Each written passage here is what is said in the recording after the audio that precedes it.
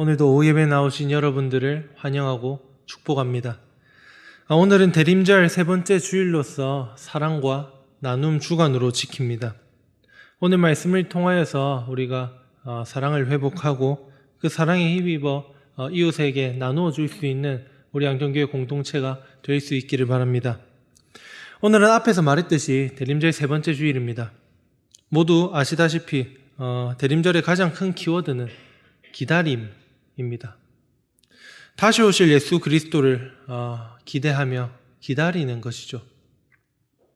우리에게 있어서 기다림이라는 것은 일상에서 자주 경험할 수 있습니다. 택배를 기다리는 것, 약속 시간에 다른 일을 기다리는 것, 흔히 있는 일이죠. 그런데 이 흔히 있는 일이 우리에게 기대감만 주고 좀 긍정적인 일만 주면 좋겠는데 꼭 그렇지도 않습니다. 그와 동시에 우리는 이 기다림을 통해서 실망감을 경험하기도 합니다. 저는 이 기다림이 주는 실망감을 떠올려 보면 유년 시절이 가장 먼저 떠오릅니다.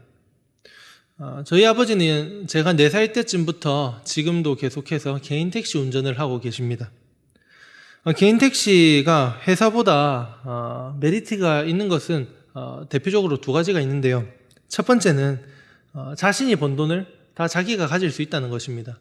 회사 택시는 산학금이라고 하죠. 산학금을 채우고 나서 그 이후에 번 돈을 자기가 이제 가질 수 있는데 개인 택시는 처음부터 끝까지 자기가 한 만큼 벌 수 있습니다. 두 번째는 쉬고 싶은 날 자유롭게 쉴 수 있습니다. 다른 사람과 맞추거나 이렇게 안 해도 되고 자기가 쉬고 싶으면 얼마든지 쉴 수 있다는 것이 개인 택시의 큰 메리트가 됩니다. 그러나 저희 아버지는 쉬는 날 이외에는 쉬지 않으셨습니다. 매일 아침 7시 30분에 일어나셔서 30분 정도 기도를 하시고 8시 20분까지 식사를 마무리함과 동시에 스쿼트라고 하죠. 앉았다 일어섰다 해서 하체 운동을 하신지 그것도 평생 해오셨습니다. 오랜 시간 운전을 해야 하는 것에 대한 고충은 운전을 해보신 분이라면 다들 아실 것입니다. 운전이 생각보다 많이 피로하고 몸이 고됩니다. 9시쯤 출근하시고 나면 오후 3시쯤에 집에 들어오셔서 낮잠을 조금 주무십니다. 30-40분 정도 낮잠을 주무시고 이른 저녁 식사를 하신 뒤에 또다시 출근을 하십니다.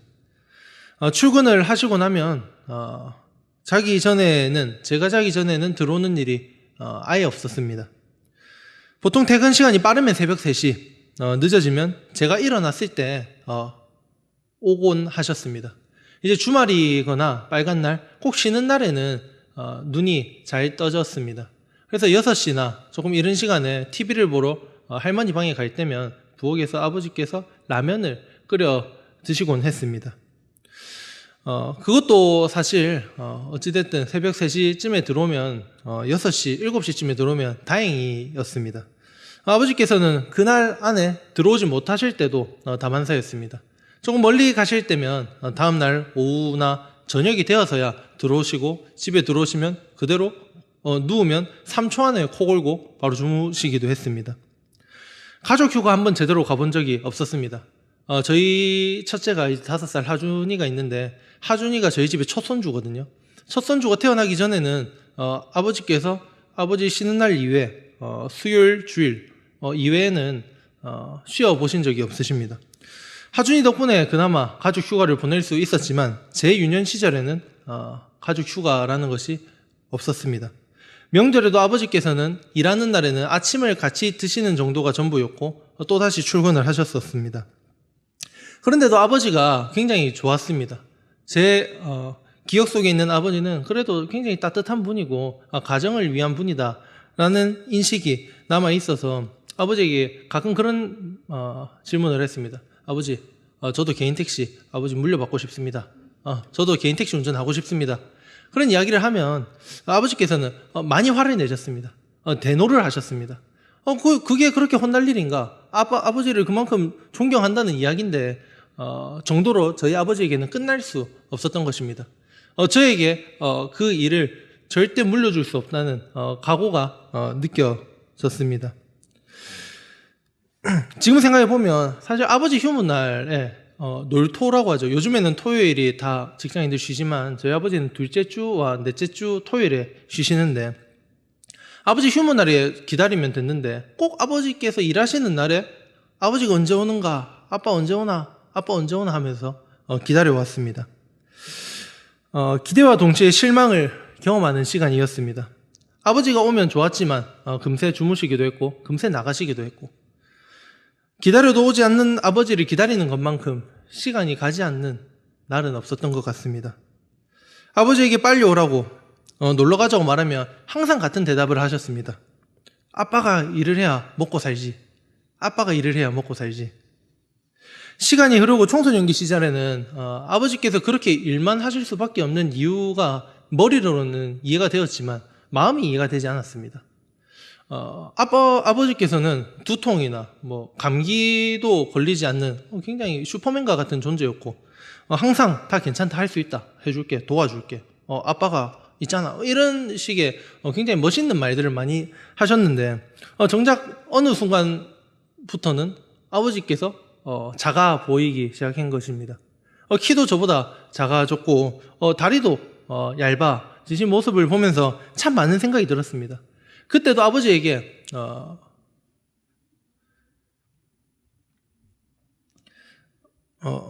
조금 쉬면 안 되냐고 말을 할 때면 여전히 같은 대답을 하셨습니다. 내가 일을 해야 먹고 살지. 아빠가 일을 해야 먹고 살지. 그런데 그것도 제가 결혼을 하게 되고 누군가의 아버지가 되고 나서 조각들이 맞춰지기 시작했습니다. 결혼을 하면서 사역을 시작했고 학업 그리고 아르바이트를 항상 같이 해왔습니다. 그러던 어느 날 제가 아버지의 자리에 그대로 놓이게 된 사건이 있습니다. 저희 첫째인 하준이가 3살에서 4살이 될 무렵쯤에 저를 기다리다가 날마다 밤만 되면 자기 직전에 오는 저를 보면서 제가 오면 그런 말을 했습니다. 아빠는 나보다 일이 좋은가 봐. 사실 저는 그나마 그래도 다른 분들처럼 그렇게 빡빡하게 살진 않았다고 생각하는데 저희 하준이에게 그런 이야기 들었을 때 이게 살아서 뭐하나, 내가 이렇게까지 일을 해서 뭐하나, 참 많은 생각이 들었던 것 같습니다. 그때 저희 아버지의 삶이 머리에서 마음도 함께 이해가 되는 경험을 했습니다. 저에게 있어서 기다림이라는 것은 긍정적이지만은 않습니다. 하염없이 기다렸고 하염없이 기다리다가 지쳐서 원망이 섞인 나날들을 보내왔습니다. 이처럼 사람들은 서로 다른 기다림에 대한 기억이 있습니다. 오늘 본문은 요한의 질문과 예수님의 대답, 그리고 요한에 대한 예수님의 증언으로 이루어져 있습니다. 원래 요한이 무엇을 하던 사람, 어떤 사람인지 알던 사람들은 사실 오늘 본문의 시작을 봤을 때, 오늘 본문의 내용을 읽어보았을 때 잘 이해가 되지 않을지도 모르겠습니다. 요한이 말합니다. 오시기로 한 메시아가 당신입니까? 아니면 우리가 다른 사람을 기다려야 합니까? 요한이 왜 이러한 질문을 예수님께 했던 것일까요?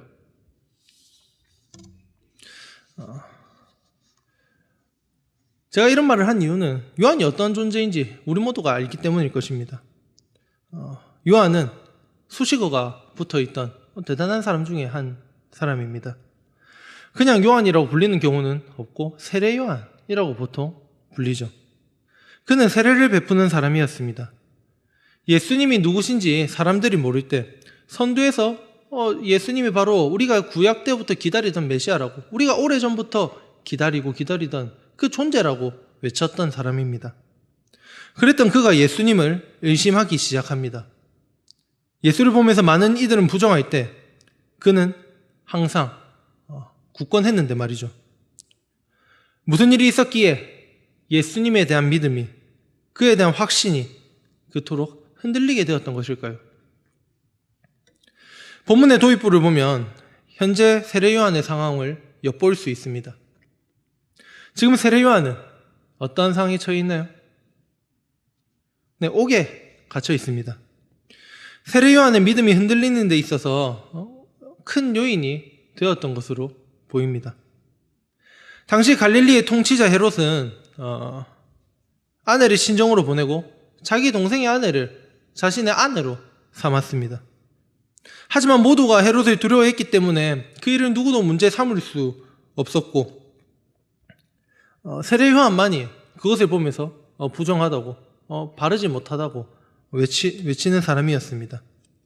그리고 세례 요한은 헤롯에게 대항한 사람으로서 감옥에 갇히게 됩니다. 세례 요한은 헤롯을 비판하며 회개하라, 하나님 나라가 가까웠다라는 메시지를 선포했습니다. 당시 유대인들에게 있어서 이 메시지는 하나님께서 친히 왕으로 오셔서 불의한 세상을 심판하시고 당신의 의로 세상을 새롭게 하신다는 것으로 해석되었습니다. 그런 하나님 나라가 오게 된다면 누구보다 헤롯과 같이 불의를 행하는 부정한 자리에 있는 세상 통치자들이 하나님의 심판을 받을 것이라고 세례 요한은 생각했습니다. 그 일을 수행할 인물이 바로 하나님 나라의 메시아인데 세례 요한은 예수님이 바로 그라고 소개했던 사람이었습니다. 그래서 사람들이 헤롯이 두려워서 그 누구도 나서지 못할 때, 한마디도 못하고 있을 때 요한은 나설 수 있었습니다. 회개하라, 하나님 나라가 가까웠다. 하지만 생각보다 세례 요한이 감옥에 갇히게 된 시간이 길어지고 있습니다. 자신이 감옥에 갇혀 있는 시간이 길어지자 지금까지 그가 믿고 선포했던 하나님 나라 메시지와 현실 사이에 괴리를 느낀 것 같습니다. 그가 선포한 대로 하나님 나라가 오고 있다고 한다면, 그리고 예수님이 많은 사람들이 기다리고 기다리던 진짜 메시아라고 한다면 지금처럼 악이 승리하는 상황이 계속되어서는 안 된다고 생각했을 것입니다. 지금쯤 불의한 자를 벌하시는 하나님의 심판이 시작되어야 자신이 유대인의 왕이라고 말하는 헤롯이 망하게 될 것이고 자신도 감옥에서 풀려나게 될 것입니다. 그러나 감옥 밖에서 안으로 들려오는 예수님에 대한 소문은 그가 헤롯을 심판하려 한다는 어떠한 조짐도 보이지 않는 것입니다. 오히려 예수님은 심판의 행보보다 죄인들을 용서하시는 일에 더 큰 관심이 있어 보입니다. 세례 요한이 기대한 것은 악인에 대한 심판이었는데 그에게 돌아온 것은 죄인에 대한 용서였습니다. 그때 요한은 기로에 서게 된 것이 아닐까요? 만약 예수님이 참된 메시아라면 이거 아니지 않나? 이러면 안 되지 않나? 만약 예수가 하나님이 보내신 메시아가 아니라면 요한은 지금이라도 다른 메시아를 기다려야 했습니다. 그래서 요한은 자신의 제자들을 예수님께 보내 단도직입적으로 묻습니다. 오늘 본문인 마태복음 11장 3절 말씀을 함께 읽도록 하겠습니다. 예수께 여짜오되 오실 그이가 당신이 오니이까 우리가 다른 일을 기다리에 오리이까. 이 질문으로 보아 세례 요한과 그의 제자들은 꽤나 큰 충격에 빠졌던 것으로 보입니다. 그들이 기다리고 기다리던, 그들이 전하고 또 전했던 메시아에 대한 믿음이 흔들리고 있습니다. 내가 그토록 믿고 따르며 전했던 그 존재가 자신을 외면하는 것만 같은 현실을 경험했을 때 요한은 흔들렸습니다. 요한은 예수님께 그러한 질문을 하기에 충분했습니다. 오시기로 한 메시아가 당신입니까? 아니면 우리가 다른 사람을 기다려야 합니까? 그러한 질문 앞에 예수님께서는 예 아니오로 대답하지 않으십니다. 예수님은 자신이 하고 있는 모든 일들이 구약 성경에 게시된 메시아의 사역임을 증거하셨습니다. 마태복음 11장 5절에 이렇게 기록되어 있습니다. 맹인이 보며 못 걷는 사람이 걸으며 나병 환자가 깨끗함을 받으며 못 듣는 자가 들으며 죽은 자가 살아나며 가난한 자에게 복음이 전파된다 하라. 우리는 오늘 본문을 통해 그리스도를 기다린다는 말을 조금 더 넓은 개념으로 이해할 필요가 있어 보입니다. 재림이 됐든 초림이 됐든 그리스도를 기다린다고 할 때 우리도 모르게 초월적인 신비의 존재로 생각하고 있는지도 모르겠습니다. 세상 너머에서 구름 타고 오실 한 인물을 기다립니다. 우리의 기다림은 우리의 믿음과 시선을 세상 너머에서 신비를 가지고 나타날 신적인 인물에게 집중하게 합니다. 머리가 길고 백인의 얼굴을 가진 한 인물을 기다리고 있으며 그 존재를 열심히 기다리는 것을 믿음이라고 생각을 합니다. 그렇게 하늘에서 한 인물이 내려오기를 기다리는 우리에게 오늘 본문은 이렇게 물을지도 모르겠습니다. 왜 멍하니 서서 하늘만 보고 있느냐? 또 이렇게 물을지도 모르겠습니다. 너희가 복음을 알지 못하여 오해하였구나. 오늘 본문에서 언급하고 있는 예수님의 대답은 언제 올지 모르는 한 인물을 하염없이 기다리는 것이 아닌 또 다른 기다림을 말해주고 있습니다. 왜 예수님께서는 세례 요한의 제자들로부터 다른 사람을 기다려야 하냐는 질문을 받으셨을 때 자신이 바로 그 메시아다, 왜 그렇게 당당하게 말씀하지 않으셨을까요? 대체 왜 그러셨을까요? 우리 이렇게 생각해 보는 건 어떨까요? 메시아의 오심이라는 것은 인물 그리고 사건이라고 말입니다. 하나님 나라가 임한다는 것이 특정한 사람과 장소가 아니라 땅에 도래한 다스림이듯 메시아 역시 사건을 포함하는 메시지를 내포하고 있는 것이 아닐까요? 예수님께서는 이 물음에 대한 대답을 통해 우리가 특정 인물에 집착하지 않기를 바랐던 것이 아닐까 생각해 봅니다. 신적인 인물에 우리의 믿음과 신앙이 갇히지 않기를 바랐던 것이 아닐까요? 우리가 특정 메시아에게 집착하고 하늘에 눈이 팔려서 이 땅에서 보고 들어야 할 무엇인가를 놓치지 않기를 바라셨던 것이 아닐까요? 어쩌면 요한은 메시아라는 인물에 갇혀 있었던 것이 아닐까요? 그인지 그가 아닌지의 말입니다. 지금까지 교회는, 그리고 우리는 그라는 사고에 갇혀 있었던 것이 아닌지 생각해 볼 필요가 있습니다. 예수님은 오늘 본문에서 사건을 보여주고 계십니다. 당신이 메시아냐는 세례 요한의 질문에 눈을 뜨고 걸으며 병이 낫고 살아나는 사건으로 대답을 하십니다. 메시아를 기다리는 사람들, 메시아와 함께하는 사람들은 그곳에서 함께하기를 함께 해야 한다고 말씀하시는 것이 아닐까요? 그곳이 바로 하나님 나라라고, 그곳에 바로 메시아가 함께하고 있다고 말이죠. 몇 년 전에 일어난 일 중에 아직까지 제 기억에 남는 사건이 있습니다. 어제도 우연히 SNS를 보다가 한 기사를 봤는데 유사한 일이 있어서 다시 한번 이날의 기억이 떠오릅니다. 휠체어로 지하철 운행을 막으면서까지 자신들을 불쌍히 여겨달라고, 자신들을 함께하는 사람, 자신들도 똑같은 사람이라고 인정해달라고 외치는 이들의 이야기가 있었습니다. 그 사건에 대한 기사에 많은 댓글이 달렸고 그 사건에 대해 SNS와 기자들과의 만남을 통해 많은 사람들이 자신의 생각을 남겼습니다. 대부분의 사람들, 가장 많은 공감을 얻은 댓글이 아직도 기억에 남습니다. 가장 많은 공감을 받았던 댓글의 내용은 이렇습니다. 다른 사람들에게 불편을 끼치면서까지 자기 주장을 펼치는 것은 너무 이기적인 것이 아닌가. 다른 방법 많은데 타인에게 불편을 끼치는 게 올바른 행위인가. 그것을 보며 참 지옥 같다는 생각을 했습니다.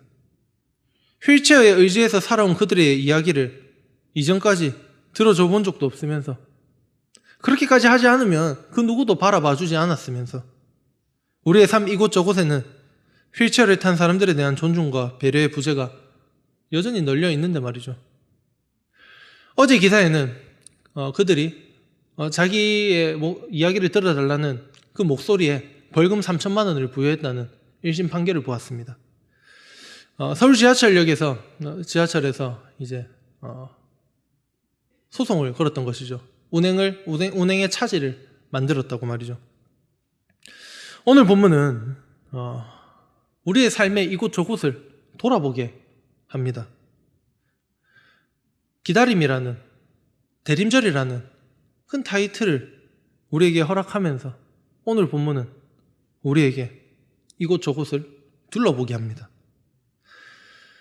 하나님 나라, 메시아의 오심에 대해 한 조각만큼이라도 달라지길 바라고 있는 것이 아닐까요?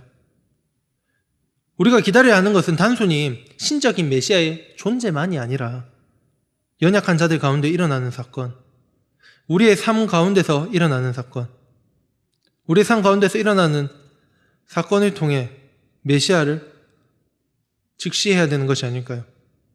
그렇기에 우리가 기다리는 그날은 임박해 있습니다. 우리 가까이에 있는 것이고 우리 가운데 있는 것이죠. 말씀을 맺겠습니다. 여러분들은 대림절 세 번째 주일을 맞이하여 무엇을 기다리고 계십니까? 오늘 본문이 재밌는 것은 당신이 메시아가 맞냐는 의문을 제기한 요한을 또 극찬을 하며 마무리를 합니다. 의심했던 세례 요한과 그의 제자들에게 여자가 낳은 자 중에 네 같은 사람이 없다라고 극찬을 하십니다. 잘 알지 못하여 의심한 자녀를 품에 안으시는 것이죠. 예수님께서는 세례 요한과 그의 제자들, 그리고 오늘을 살아가는 우리가 이 땅에서 메시아를 기대하며 기다리길 원하십니다. 자신이 옳다고 생각하는 범주에 머무르는 것이 아니라 예수님께서 말하고 있는 것, 예수님께서 보여주고 있는 그 자리에서 함께하기 원하십니다. 우리는 오늘도 그의 행보를 부정하고 언제나 자기를 비워 주변을 향해 움직이는 메시아의 삶을 부정하고 있는 것은 아닌가 돌아볼 필요가 있습니다. 하늘의 주인에서 비천한 땅의 아들로, 왕궁 대신 가난한 가정으로, 화려한 침실 대신 가축의 구유에 누우신 분을 우리는 부정하고 있지는 않나요? 변방에서 태어나 성문 밖에서 고난받고 십자가에 달려 죽기까지도 부정당하는 수모를 겪으셨습니다. 그 수모와 낮은 자리에서 오늘 본문은 말하고 있는 것이 아닐까요? 예수의 삶이 바로 메시아의 삶, 메시아의 오심이라고 말이죠. 함께 찬양했으면 좋겠습니다. 그가 오신 이유라고 하는 찬양인데요. 이 찬양은 대림절에 가장 어울리는 찬양 중에 하나로 꼽힙니다. 가사에 보면 이렇게 기록되어 있습니다. 이 세상 가장 아름다운 순종의 눈물, 온 세상 다시 빛나게 한 생명의 눈물, 그가 이 땅에 오신 이후 죽어야 살게 되고 져야만 승리하는 놀랍고 영원한 신비. 그때 당시에 많은 유대인들과 그 자리에 있던 모든 이들, 예수님의 제자들까지도 이 삶의 이야기를 부정했습니다. 모두 다 부인했고 나몰라 했습니다. 그저 신적인 존재가 오기를 바라면서 신비를 품에 안고 로마의 압제 속에서 구원할, 로마를 무찔러서 예수님께서 그 자리에 오르고 자신들이 좌의정 우의정을 담당할 것을 상상했습니다. 오늘날 우리는 어떤가요? 오늘날 우리는 여전히 그 자리에 머물러 있지는 않습니까? 그 세례 요한과 제자들의 물음에 예수님은 사건으로 답하셨습니다. 그리고 우리는 그 사건에 시선을 그리고 마음을, 우리의 행함과 모든 믿음이 함께하는 양정교회 공동체가 되기를 바랍니다. 함께 찬양하도록 하겠습니다.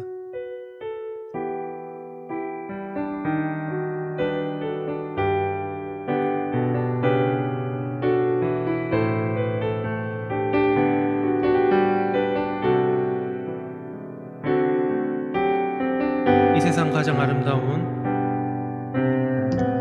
이 세상 가장 아름다운 순종의 눈물, 온 세상 다시 빛나게 한 생명의 눈물,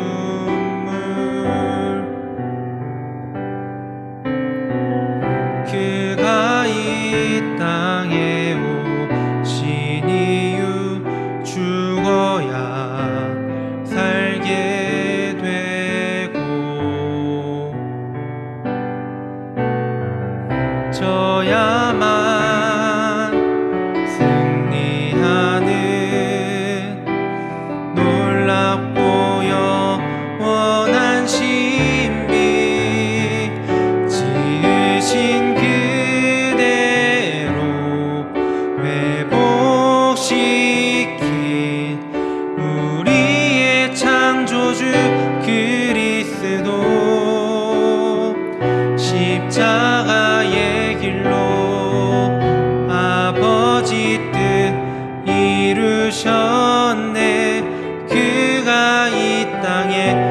부르신 이유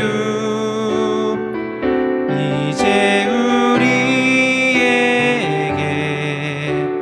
맡겨진 그 소망 그 사랑 그 생명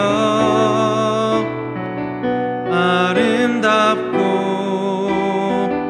눈부신 십자가의 길 우리가 이 땅에 살아갈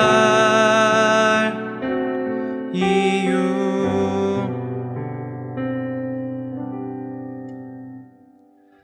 살아계신 하나님 아버지 우리에게 오늘을 허락하여 주시고 이곳에서 또 함께 오후 예배를 드릴 수 있게 해주심에 감사를 드립니다. 우리 오늘도 아버지를 기대하며 기다립니다. 우리는 오늘도 아버지를 꿈에 안고 나아가기 원합니다. 우리가 하나님 아버지 부르신 곳에서 이 자리에서 말씀을 듣고 찬양을 하며 기도를 하며 공동체를 이루는 것과 같이 우리의 삶의 자리에서 우리 삶의 현장에서 부르신 그 자리에서 예배자로서 살아가기 원합니다. 아버지께서 우리에게 말씀하여 주신 것, 아버지께서 우리에게 보여주신 것, 아버지께서 우리에게 초대하신 그 삶의 자리에 우리의 몸을 맡기기 원합니다. 우리 이번 한 주간 사랑과 나눔을 통하여서 아버지의 나라가 회복되게 하여 주시고 메시아의 흔적이 남아있는 그 자리에 우리가 함께하는 양정교회가 될 수 있게 하여 주시옵소서. 감사합니다. 예수 그리스도 이름으로 기도드립니다. 아멘.